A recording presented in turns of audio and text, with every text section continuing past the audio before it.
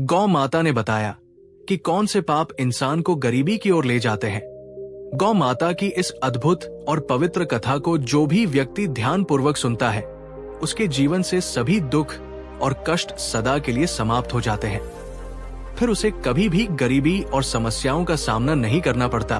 प्रिय दर्शकों, ये कथा आपकी पारिवारिक परेशानियों का समाधान बन सकती है। इसे देखने मात्र से आपके परिवार की सारी समस्याएं दूर हो सकती हैं। नमस्कार प्रिय दर्शकों, हर हर महादेव। आज की कथा आरंभ करने से पहले आपसे एक निवेदन है। गरुड़ पुराण में कहा गया है कि जो भी कथा या शिक्षा बीच में छोड़ दी जाती है, वो व्यक्ति के लिए पाप का कारण बनती है। इसलिए कृपया इस कथा को अंत तक अवश्य सुने यदि आप एक सच्चे सनातनी हैं और भगवान श्री राम में अटूट आस्था रखते हैं। तो अभी इस वीडियो को लाइक करें, चैनल को सब्सक्राइब करें और कमेंट में जय श्री राम लिखकर अपना समर्थन दिखाएं। तो चलिए प्रिय दर्शकों, बिना किसी विलंब के आज की प्रेरणादायक कथा शुरू करते हैं। प्रिय भक्तों, आज की कथा बहुत ही हृदय स्पर्शी है। इसमें हम जानेंगे कि गौ माता ने इंसान के कौन से पापों को उसकी गरीबी और दुख का कारण बताया है। साथ ही ये भी जानेंगे कि वे कौन से 3 लोग हैं जिनकी वजह से घर में हमेशा कष्ट और अशांति बनी रहती है। जिस घर में इन 3 लोगों का वास होता है, वहां मां लक्ष्मी का कभी प्रवेश नहीं होता।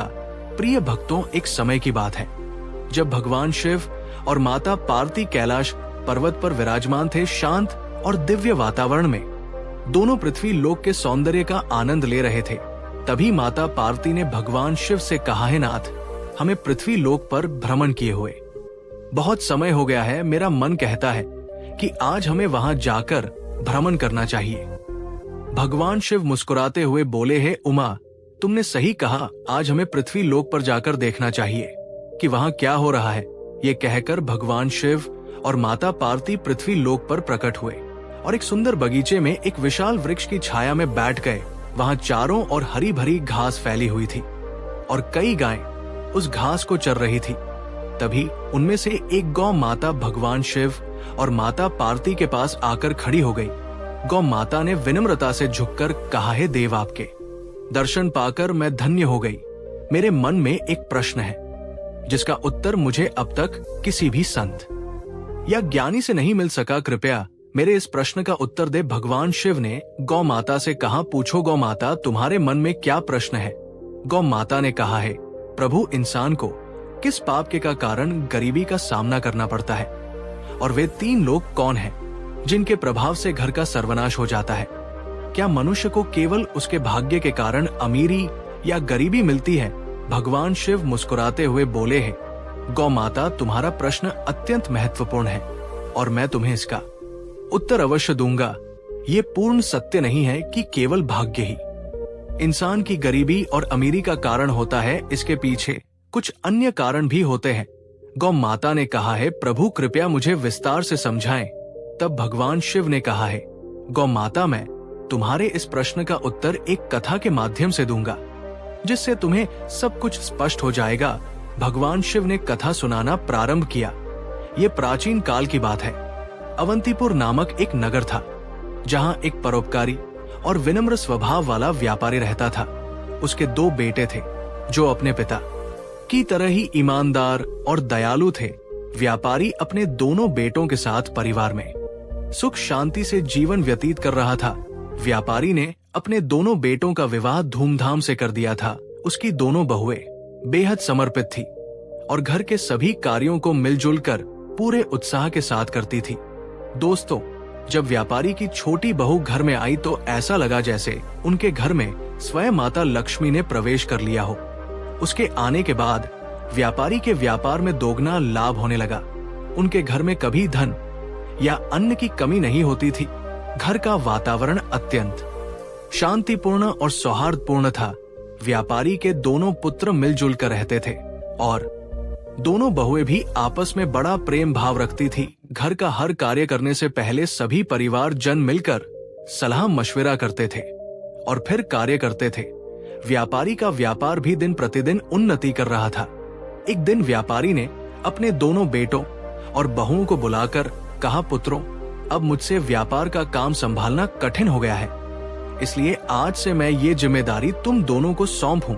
पिता की बात मानकर दोनों पुत्रों ने बड़े मनोयोग से व्यापार की बागडोर संभाल ली। व्यापारी को ये देखकर संतोष होता था कि उसका परिवार प्रेम और सद्भाव से रह रहा है। उसके दोनों बेटे व्यापार में निपुणता दिखा रहे थे और दोनों बहुएं भी घर में सुख शांति बनाए हुए थी। ये सब देखकर व्यापारी निश्चिंत होकर चैन की नींद सोता था। लेकिन दोस्तों, व्यापारी के सुखमय जीवन को देखकर नगर के अन्य लोग उससे ईर्ष्या करने लगे थे। वे सोचते थे कि व्यापारी का जीवन कितना आरामदायक और सुखद है।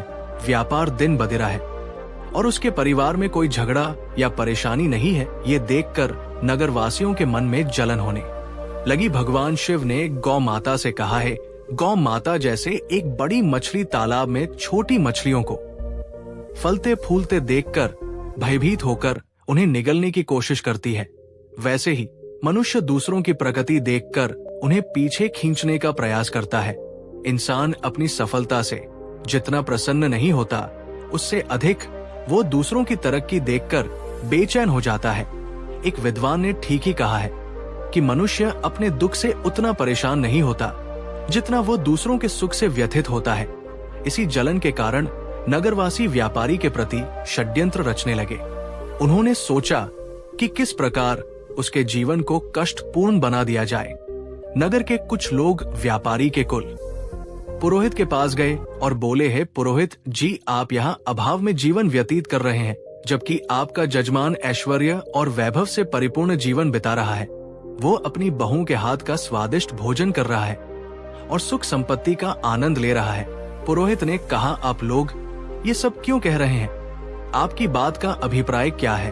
तब नगरवासियों ने बताया, पुरोहित जी याद कीजिए, व्यापारी ने आपको आखिरी बार अपने घर कब बुलाया था?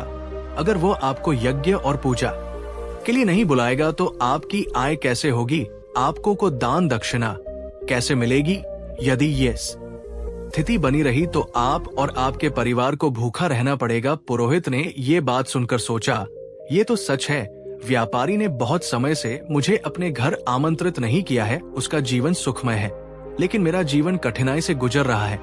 ये सोचकर पुरोहित भी बेचैन हो गया। नगरवासियों ने पुरोहित से कहा, अगर आप चाहते हैं कि आपका जीवन सुखद बने और आपको दान दक्षिणा मिले तो आपको ऐसा उपाय करना होगा जिससे आपके यजमान के घर में कुछ कठिनाइयां आए। जब उसके घर में अशांति होगी तभी वो आपसे समाधान मांगने आएगा और आपको हवन पूजन के लिए बुलाएगा। इतना कहकर नगरवासी पुरोहित को भड़काकर अपने अपने घर चले गए। नगरवासियों की बातों से प्रभावित होकर वो पुरोहित चिंता में डूब गया और सोचने लगा, अब मैं ऐसा क्या उपाय करूं जिससे व्यापारी के घर में कलह और उसके व्यापार में हानि होने लगे। तभी वो पुरोहित अपने गुरु के पास सलाह लेने गया और उनसे कहा है, गुरुदेव कृपया मेरी सहायता करें। यदि आप मेरी मदद नहीं करेंगे तो मेरा परिवार भूखों मर जाएगा। जैसे एक मछली का जीवन तालाब के पानी पर निर्भर करता है, वैसे ही पुरोहितों और पंडितों का जीवन उनके यजमान पर आधारित होता है। यदि यजमान के घर में कोई समस्या नहीं होगी और वे हमें पूजा पाठ के लिए नहीं बुलाएंगे तो हमारा गुजारा कैसे होगा? हम धन कैसे अर्जित करेंगे? गुरु ने उसकी समस्या सुनकर कहा है, शिष्य चिंता मत करो, मुझे बताओ कि तुम्हारी समस्या क्या है, मैं अवश्य इसका समाधान करूंगा। पुरोहित ने उत्तर दिया है, गुरुदेव मैं चाहता हूँ कि व्यापारी के जीवन में कुछ समस्याएं आए, उसके घर में कलह हो और उसके व्यापार में हानि हो, तभी वो मुझे अपने घर पूजा पाठ के लिए बुलाएगा। गुरु ने ध्यान पूर्वक सुनकर कहा है, शिष्य व्यापारी के सुखद जीवन का मुख्य कारण उसकी छोटी बहू है। वो भगवान विष्णु और माता लक्ष्मी की नित्य पूजा करती है, जिसके कारण उनके घर पर दिव्य कृपा बनी हुई है। जब से वो बहू इस घर में आई है तब से व्यापारी का जीवन धन धान्य से परिपूर्ण और सुखमय हो गया है। ऐसी धार्मिक और गुणवान स्त्री जिस घर में होती है वहाँ कभी अभाव नहीं होता। ये सुनकर पुरोहित ने कहा है, गुरुदेव यदि ऐसा है तो क्या कोई उपाय है जिससे व्यापारी के घर में अशांति और व्यापार में हानि हो सके? गुरु ने कहा, तुम चिंता मत करो, तुम्हें बस एक सरल उपाय करना है। व्यापारी के घर जाओ और उससे एक पीतल का लोटा मांग लो। उस लोटे को अपने घर ले जाकर रख लेना। जब तुम ऐसा करोगे तो कुछ ही समय में व्यापारी के व्यापार में हानि होने लगेगी और उसके घर में कलह शुरू हो जाएगी। उसके बेटे आपस में झगड़ने लगेंगे और उसके जीवन में कष्ट बढ़ जाएंगे। तब वो तुम्हें अपने घर पूजा पाठ के लिए बुलाएगा। गुरु की सलाह सुनने के बाद पुरोहित ने उनका धन्यवाद किया और अपने घर लौट आया। अगले दिन सुबह स्नान ध्यान करने के बाद वो व्यापारी के घर पहुंचा। व्यापारी उस समय आराम कर रहा था। पुरोहित की आवाज सुनकर वो बाहर आया और अपने कुल पुरोहित को देखकर अत्यंत प्रसन्न हुआ। उसने उनका स्वागत किया और कहा, आइए पुरोहित जी, इतने दिनों बाद आपके दर्शन हुए हैं, सब कुशल मंगल है ना? पुरोहित ने जवाब दिया, सब ठीक है, बस इधर से गुजर रहा था तो सोचा कि आपसे मिल लूं। फिर वो अपनी मीठी बातों में व्यापारी को फंसाने लगा। कुछ देर बाद उसने कहा, व्यापारी जी मुझे थोड़ा पानी दीजिए। व्यापारी पानी लाने के लिए जाने लगा, तभी पुरोहित ने कहा, पानी पीतल के लोटे में लाइए। व्यापारी मुस्कुराते हुए बोला, जैसा आप कहे पुरोहित जी। इतना कहकर व्यापारी अंदर चला गया। इधर उसकी छोटी बहू, जो अत्यंत चतुर और समझदार थी, वास्तुशास्त्र का थोड़ा ज्ञान भी रखती थी, जब उसने देखा कि व्यापारी पीतल का लोटा लेकर जा रहा है तो तुरंत उसके पास आई और कहा, पिताजी ये लोटा थोड़ी देर के लिए मुझे दे दीजिए, मैं इसे जल्दी ही लौटा दूंगी। व्यापारी ने सहर्ष लौटा उसे दे दिया। छोटी बहू ने उस लोटे का पानी निकालकर अपनी गौ माता को पिला दिया और फिर उसमें नया पानी भरकर लौटा वापस ससुर को दे दिया। व्यापारी ने वो पानी पुरोहित को दिया। पानी पीने के बाद पुरोहित ने कहा, व्यापारी जी ये पीतल का लोटा बहुत अच्छा है, क्या आप इसे मुझे दे सकते हैं? व्यापारी हंसते हुए बोला, पुरोहित जी ये तो बहुत छोटी बात है, आप इसे अपने साथ ले जाइए। पुरोहित मन ही मन प्रसन्न हुआ और सोचने लगा, आज मैंने व्यापारी के सुख चैन पर प्रहार कर दिया है, अब उसके घर की खुशियां समाप्त हो जाएंगी। पुरोहित लौटा लेकर अपने घर लौट आया और उसे एक कोने में रखकर सोचने लगा, अब कुछ ही दिनों में व्यापारी मुझे बुलाएगा, उसके घर में कलह मचेगा और व्यापार में नुकसान होगा, तब मैं पूजा पाठ करके उससे अच्छी दक्षिणा प्राप्त करूंगा। इन ख्यालों से पुरोहित बेहद प्रसन्न था और बेसब्री से इंतजार करने लगा कि व्यापारी कब उसे बुलाता है। दिन बीतते गए, लेकिन 20 दिनों के बाद व्यापारी की ओर से कोई बुलावा नहीं आया। पुरोहित थककर पुनः अपने गुरु के पास गया और बोला, है गुरुदेव, मैंने आपके निर्देशानुसार व्यापारी से पीतल का लोटा मांग लिया था, लेकिन अब 20 दिन बीत चुके हैं और व्यापारी के जीवन में कोई समस्या नहीं आई है।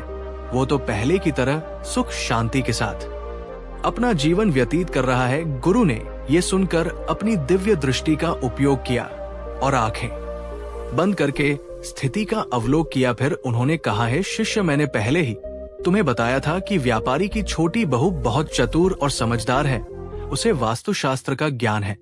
जब व्यापारी तुम्हारे लिए पानी लेकर आ रहा था, उसी समय उसकी छोटी बहू ने वो लोटा अपने ससुर से लिया और उसमें का पानी गौ माता को पिला दिया।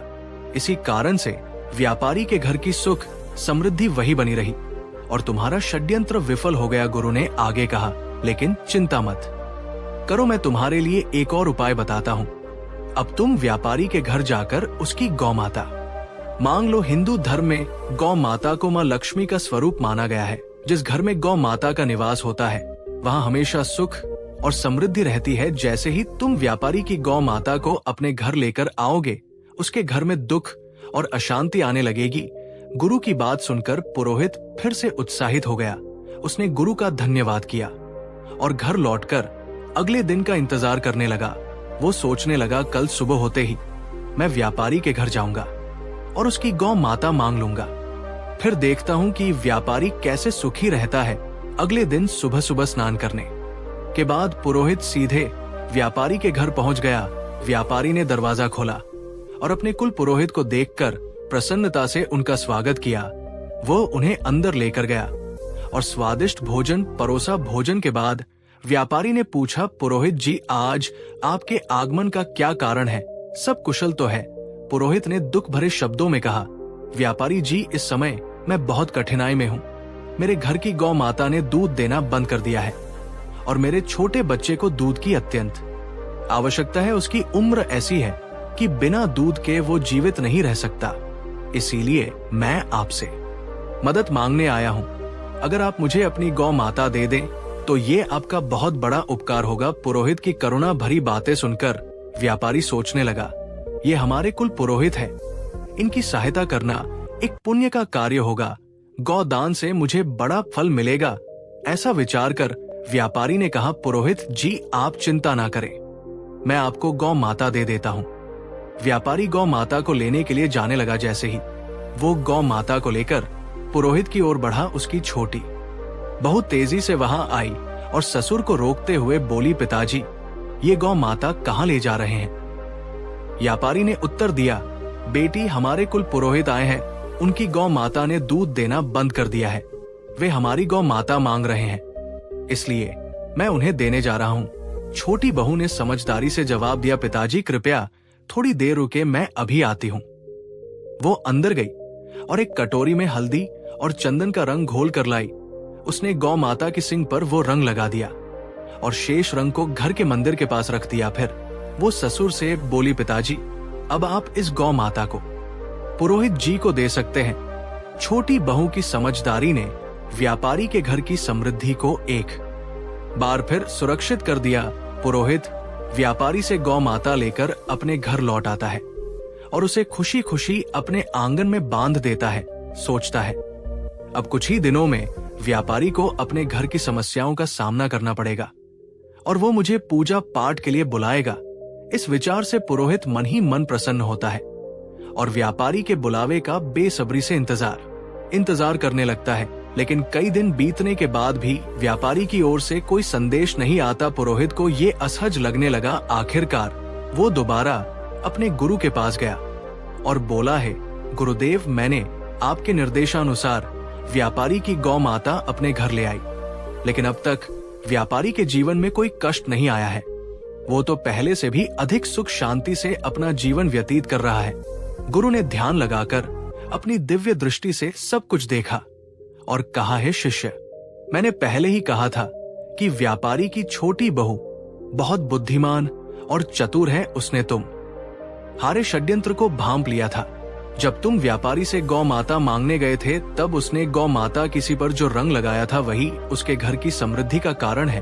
उसने उस रंग को मंदिर के पास रख दिया था, जिससे उनके घर का सुख वही बंधा रहा। तुम्हारा ये प्रयास विफल हो गया, गुरु ने आगे कहा, लेकिन चिंता मत करो, अब तुम व्यापारी के घर जाकर वो रंग की कटोरी मांग लो। उस रंग को अपने घर लाने के बाद ही तुम व्यापारी के सुख को समाप्त कर पाओगे। गुरु की बात सुनकर पुरोहित ने उनकी सलाह मान ली और व्याप के घर पहुंचा। उसने बहाने से व्यापारी से रंग से भरी कटोरी मांगी। व्यापारी उसकी बात मानकर कटोरी लेने अंदर गया। इधर व्यापारी की छोटी बहू पहले ही सतर्क थी। उसने उस कटोरी में रखे पुराने रंग को निकालकर उसमें नया रंग भर दिया। जब व्यापारी कटोरी लेकर बाहर आया तो उसने वही कटोरी पुरोहित को दे दी। पुरोहित रंग की कटोरी लेकर अपने घर लौट आया और खुश होकर सोचने लगा, अब तो व्यापारी का जीवन शीघ्र ही समस्याओं से भर जाएगा और वो मुझे बुलाने पर मजबूर हो जाएगा। लेकिन महीनों बीत गए और व्यापारी का जीवन पहले से भी अधिक सुखद और समृद्ध होता चला गया। थक हारकर पुरोहित फिर से अपने गुरु के पास गया और बोला है, गुरुदेव मैंने आपके कहे अनुसार रंग की कटोरी भी व्यापारी के घर से ले आई, लेकिन उसका जीवन पहले से भी अधिक सुखी हो गया है। ऐसा लगता है मेरे सारे प्रयास व्यर्थ हो गए हैं। गुरु ने अपनी दिव्य दृष्टि से फिर सब कुछ देखा और कहा है, शिष्य व्यापारी की छोटी बहू अत्यंत चतुर और दूरदर्शी है। उसने तुम्हारे इरादों को पहले ही समझ लिया था। उसने कटोरी में से वो रंग निकाल दिया था जो गौ माता को लगाया गया था। इसी कारण व्यापारी का सुख समृद्धि अब भी उसके पास बनी हुई है। जब तक वो छोटी बहू व्यापारी के घर में रहेगी तब तक तुम व्यापारी का कुछ नहीं बिगाड़ सकते। अब तुम्हें किसी भी तरह से उस छोटी बहू को व्यापारी के घर से बाहर करना होगा, तभी व्यापारी के जीवन में कष्ट आएंगे। गुरु की ये बात पुरोहित की समझ में आ गई। उसने सोचा कि छोटी बहू को घर से निकालने के अलावा अब कोई और उपाय नहीं बचा है।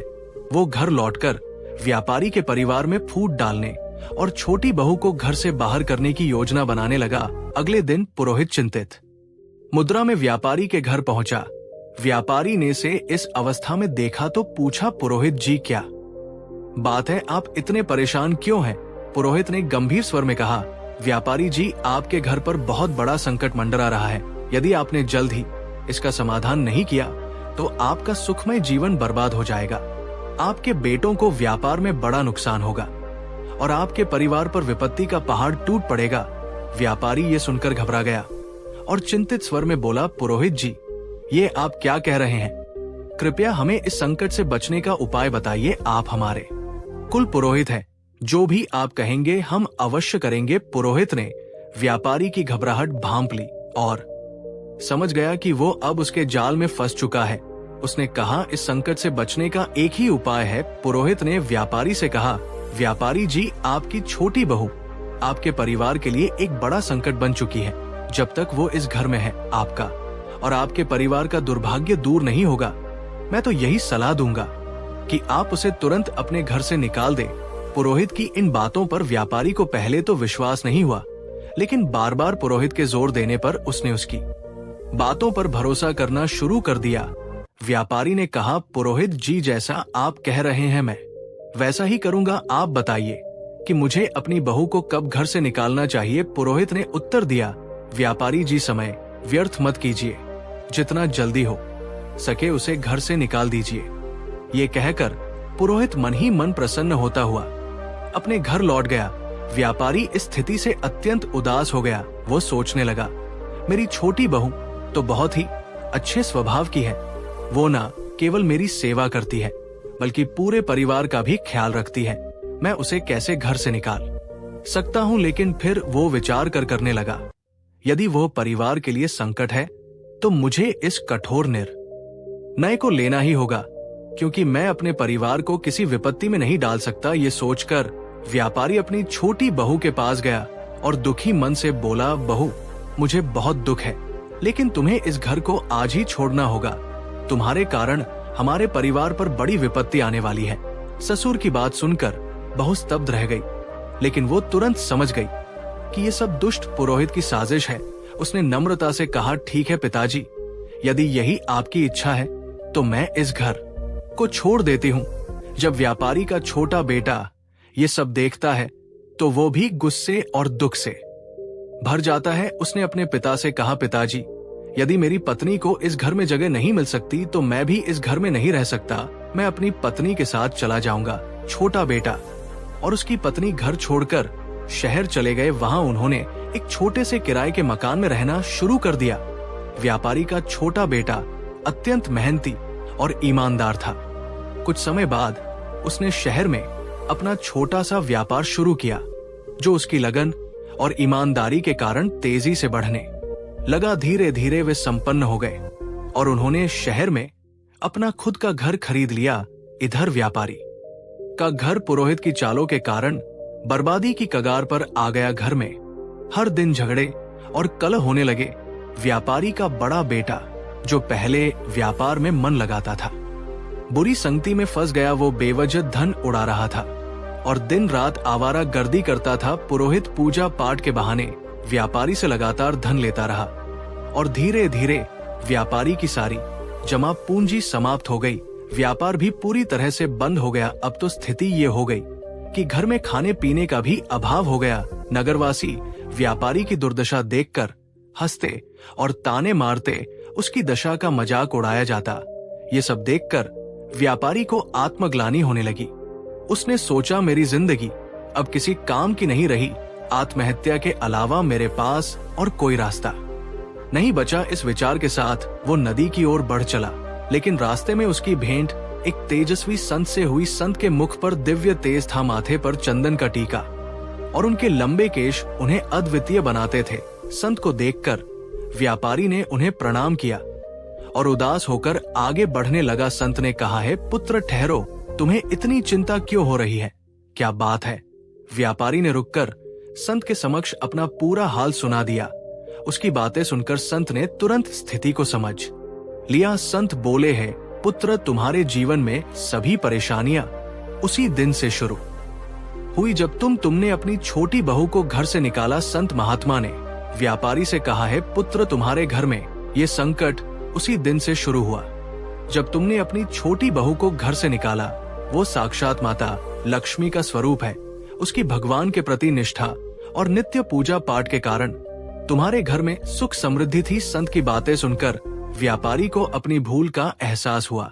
वो तुरंत शहर गया और अपने छोटे पुत्र के घर पहुंचकर अपनी बहू के समक्ष हाथ जोड़कर क्षमा मांगते हुए बोला, बहू मुझे माफ कर दो, मैंने उस दुष्ट पुरोहित की बातों में आकर तुम्हें घर से निकाल दिया।